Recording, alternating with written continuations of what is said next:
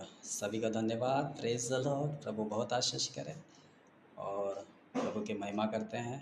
इस छोटे से वीडियो के माध्यम से आपसे बात करने का प्रभु ने मौका दिया। तो आइए मैं उस बात को रखना चाहता हूँ कि हमें वचन के प्रति कितना ये होना चाहिए, परमेश्वर की पहचान के प्रति कितना है ना गंभीर होना चाहिए, और क्यों यीशु मसीह के वचन की हमें पहचान होनी चाहिए, उनकी सेवा का, उनके कार्य की पहचान होनी चाहिए, उसकी क्या वजह है। देखिए, हम पढ़ते हैं दूसरा पत्रस पहला अध्याय 9 वचन। क्योंकि जिसमें ये बातें नहीं वह अंधा है और धुंधला दिखता है और अपने पूर्वकाली पापों से धुलकर शुद्ध होने को भूल बैठा है।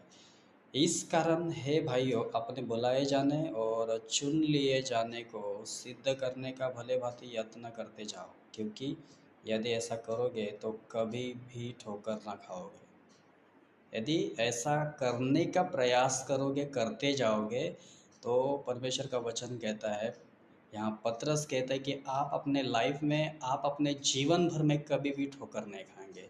अगर आप ऐसा नहीं करते, क्योंकि ये कितना ज़रूरी है।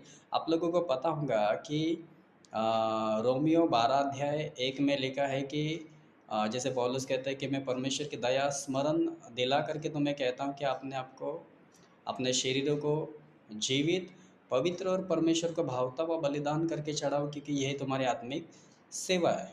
हालेलुया।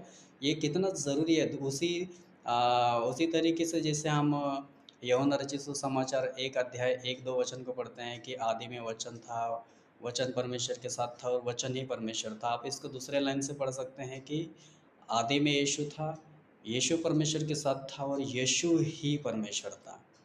तो इनको जानना ज़रूरी है। वचन के प्रति हमारे पास ज्ञान होना चाहिए, समझ होनी चाहिए, और जो हम करते हैं वो करते समय हमारे पास इसका नॉलेज होना चाहिए। अभी यहाँ जो पतरस कह रहा है ना, उसकी वजह ये है कि कुछ ऐसी बातें हैं परमेश्वर की ओर से, पवित्र आत्मा के द्वारा, जो हमारे जीवन में काम करनी चाहिए।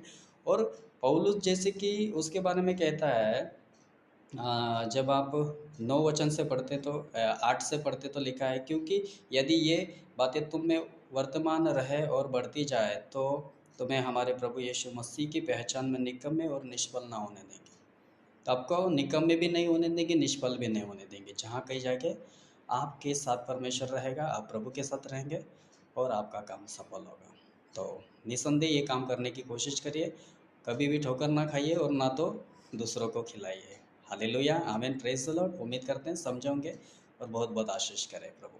Praise the Lord. जय यीशु, जय यीशु।